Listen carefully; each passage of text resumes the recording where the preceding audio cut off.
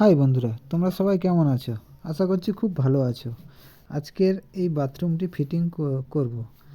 এখানে একটা প্যান ও একটা কোমোড বসবে, ওয়াল মিক্সচার ও বেসিন বসবে। আমি সেইভাবে পাইপলাইনটি টানছি। যেহেতু গিজার বসবে, সেই জন্য সিপিভিসি পাইপ দিয়ে ওয়ারিং করছি। নতুনদেরকে বলছি, যারা এখনও নতুন আছো, তোমরা যারা গিজারের লাইন করবে অবশ্যই সিপিভিসি পাইপ ও সিপিভিসি ফিটিং দিয়ে কাজ করবে। যাই হোক, আজকের আমি ঠান্ডা জলের লাইনটা টানাটা দেখাচ্ছি। তো পরের ভিডিওতে আমি টোটাল কাজটা দেখাবো। যারা এখনও আমার চ্যানেলটি সাবস্ক্রাইব করোনি তারা সাবস্ক্রাইব করে দিও আরও নতুন নতুন ভিডিও পেতে। Tata, bye. সবাই ভালো থেকো, নতুন বছর ভালো কাটিও।